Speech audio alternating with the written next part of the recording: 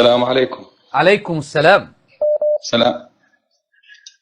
أنا من العراق وأحب أشارك. حياك الله، أنت في البث المباشر، تفضل.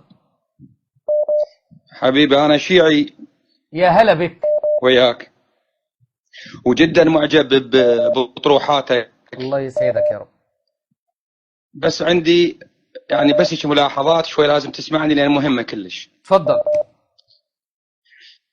اللي جاي تسوي لك أجر كبير عليه، لأن الشيعة بالعراق وهسه يمكن يسمعوني، أنا ما أقدر أقول لك من يا منطقة، كلهم على الفطرة تربوا على شيء. يعني شلون انت هسه متربي لك شيء، هذا الشيء تبعك ما يقدر يعوفك، يعني تعرف انت بعد عاطفه تصير صحيح. وترابط، مو صح؟ صحيح. من يطلع للدنيا هو كل شيء ما شايف بس هذا اللي تشوفه بعينك. ترى انت اذا ما تطبر تدخل النار، اذا ما سوي هيك. انا كنت وانا بالاعداديه كنت اسال اسئله هواي، ما اريد اضيع وقتك واضيع وقت الجمهور.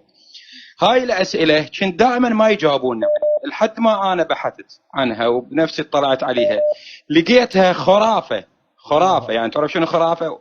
بيني ما بين الله أخابرك، وأنا لهسه طبعا بعدني شيعي بس مو شيعي الخرافة، لا.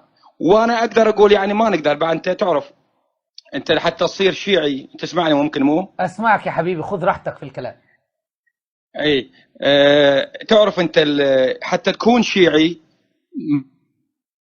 مضبوط، خصوصا بمناطق الشيعة اللي بها الحسينيات وبها الكلام وبها الناس، لازم انت تسوي بعض الاشياء حتى تنحسب على الشيعة، مثلا تسب تلعن اشياء انت تعرفها والجمهور صحيح. كله يسمعني ويعرفها. صحيح. هذول انا اشوفهم كبيره علي، فدائما انا احاجج الناس وبشغال شغلي، اقول لهم احنا اذا عندنا واحد بالمنطقه معروف حتى لو مرته مو زينه احتراما الى ما نحكي عليها، أحسنت. بغض النظر عن زين ايش حال لو هو صلى الله عليه وسلم. نبينا زين. انت شلون تقنع المسيحي والغربي من تقول له انا مرت النبي مالتي هيجي وتسيء لها والقران برأها؟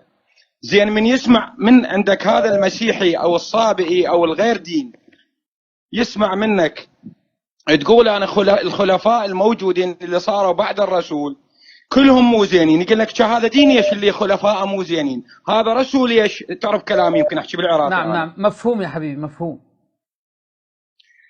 اي هذا شنو الرسول اللي خاله وياه هيك ناس؟ اذا هو الرسول يبني دولته وبيبني دينه على ناس كلهم هيك، واحد يكسر ضلع الزهره وواحد ياخذ حقها هذا مو دين، انا ما اقتنع به. يقول انا ما اريد دينك، فمن يجي يشوفني انا اسحف بالطين يقول انا ما اريد دينك، ما اريد مذهبك، هذا مو صحيح. فقلت لك هاي الاشياء انا كلها متبرر منها، واريد افيد لك معلومه، كل مثقفين الشيعه واللي هم قليل جدا ما يعتقدون اللي تشوفه بعينك بالتلفزيون، ثق بالله ورسوله. وانا يعني احكي لك وانا عندي تواصل وياهم. أخي الكريم، بس بنفس الوقت هو تربى على شيء. أخي الكريم، لا تفضل. يشهد الله إن في قسيس، وهو قد يكون اي معنا الآن موجود يمكن في كل اي البثوث، قس عراقي اي أسلم اي ويتواصل معي اي صح. دائما، ولسه أسلم من أيام، اي يتواصل معي دائما، أكلمه فيديو. اي أسلم هو وأسرته بفضل الله من العراق. يقول لي يا شيخ رامي، أنا كنت أتعجب قبل إسلامي كيف هؤلاء يطعنون في زوجة نبيهم. بيقول لي أنا ما كنت مسلم، صح كنت أتعجب كيف هؤلاء يزعمون أن بيحبوا نبيهم ويطعنون في عرض نبيهم. وهذا القس بقول لك هو موجود معنا في كل بث، والحمد لله أسلم، يعني لا نقول عليه قس، لكن فهي مصيبة فعلا. شيخنا خليني اقول لك ملاحظه. انت بثك انا ما اريد اخذ حق غيري، بس انا كلامه مهم لان هو راح تسمعني. شوف انا بالبيت قالوا لي انت تسمع من، قلت لهم انا ما اقول لكم لان اذا من عندي ما تقتنعون. اسمعوا الشيخ رامي، الاستاذ رامي، الاخ رامي، اسمعوه وش يقول، روحوا فكروا به الكلام مالته، لا تستعجلون بالقرار. وانت بعد انا فضل الله هواي امور تغيرت. اللهم لك الحمد، هنيئا شوف لك، هنيئا واحده لك. من الملاحظات المهمه خلي يسمعونها اخواننا اللي مع الاسف يعني. انا قلت لهم ترى هم ما يطلبون من عندك شيء، ما يقول لك تعال جاهد، لو تعال اذبح روحك، لو اطف فلوسك. هو ينصحك يقول لك بدل ما يقشمرونك ياخذون من عندك خمس يروحون يسهرون به ويقعدون ببيوت وبلل بلندن وغير لندن. هذني انت هاي اعطيها للفقير جيرانكم. هذا اللي يقول لك الشيخ رامي، شو يقول لك هو وليد اسماعيل. اذا قال لك شيء ما اقتنعت بعقلك ناقشه، قل له هذا ما اقتنع بي انا شيخنا، فالله فسر لي. اذا ما اقتنع ظل حاججه، انت عندك عقل الله ميزك.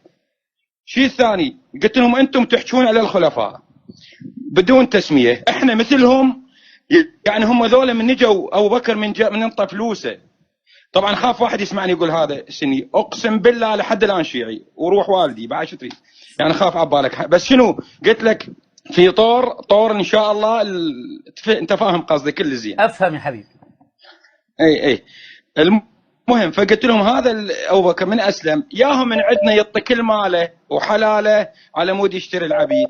هذا الرجل سواه يمشي ويا الرسول. هم نفسهم شو يقولون؟ يقولون النظر في وجه اهل البيت عباده. زين ذولا مقابلين الرسول 24 ساعه، شو ليش تحسبها بس عليك انت عليك؟ يعني يقابل اهل البيت والساده هنا عندنا هاي عباده تعتبر. ايش معنى اللي يقابل رسول الله ليش بعد عباده اعظم تكون المفروض، صح لو لا؟ اي والله ما شاء الله. وبعدين هم قلت لهم اكو قلت لهم بعدين اكو شغله. انا اسف طولت يمكن. ابد يا حبيبي.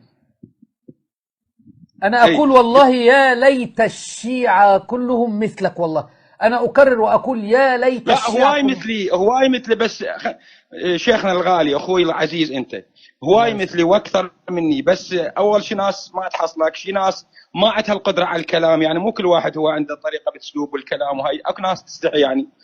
فقط يعني حتى أخي الحبيب والله يعني اخبرني احد الشخصيات المعروفه في العراق خلال هذا الاسبوع، قال لي يا شيخ رامي 60% من الشيعة الموجودين عندنا في العراق، شخصية معروفة جدا، بيقول لي 60% من الشيعة الموجودة عندنا في العراق لا يعتقدون بتحريف القرآن، ولا يتهمون عرض النبي صلى الله عليه وسلم، ولا يرون بسب الصحابة. بيقول لي 60%. والله العظيم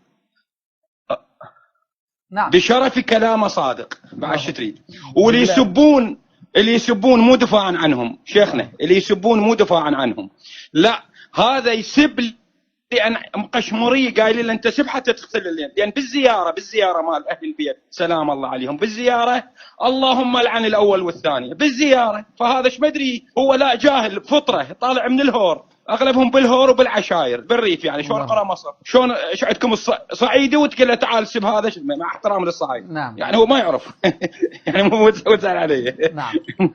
يعني قصدي الفكره، يعني الفكره. والمصيبه مقشمرينه واخدين فلوسه وطعنين في عرضه ويعلموه السب ويخلوا. بالله عليك اخي الحبيب، هل رايت مرجع من المراجع يتطين او يطبر؟ مرجع يضرب بالزناجير؟ ولا بيني ما بين الله والله كبير فوق رأسي وعظيم وعلمني وزادني ورزقني أولاد ومال ويحفظني، هذا رب العالمين ما أحلف به كذب لو تنقلب الدنيا. اليوم متناقش بموضوع هذا، اليوم متناقش قلت لهم شفتوا لكم عالم مشى، شفتوا لكم عالم الطين طبر.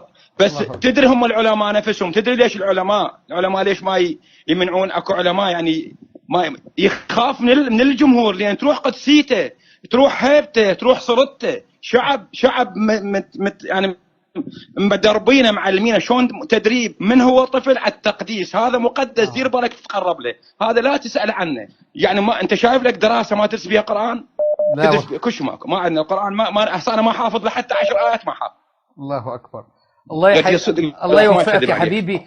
انا اتمنى يعني شيخنا انا اتواصل وياك ان شاء الله، اتواصل وياك بعدين. طيب وابعت لي عشان ابعت لك رقمي. وانت ما شاء الله يا انا اقول يا ليت كل الشيعة اللي يتصلوا يكون اتصالاتهم مثلك، شخص مثقف، شخص ما شاء الله. انا راح ابعت لك رساله باسمه وعنوانه واتواصل وياك، واي موضوع تريد انا هم احول لك ان شاء الله يا حبيبي. ان شاء الله انتظر رسالتك ان شاء الله باذن الله. شكرا الله لك. بس ملاحظه اخيره شيخنا، ملاحظه اخيره. تفضل.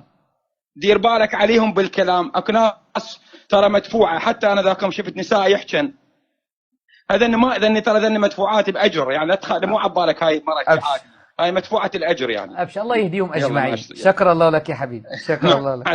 مع السلامه حبيبي. الله اكبر ولله الحمد. اسال الله ان يوفقك. ويا ليت الشيعة يكونون هكذا. وانا ما زلت اعلم ان في شيعة عقلاء يستمعون الينا لا يقبلون بمثل هذه الخرافات، ولا يقبلون بسب الصحابه، ولا يقبلون بتحريف القران، ولا يقبلون بإدخال أشهد أن عليا ولي الله في الأذان اللي هو لم يؤذن بها حتى في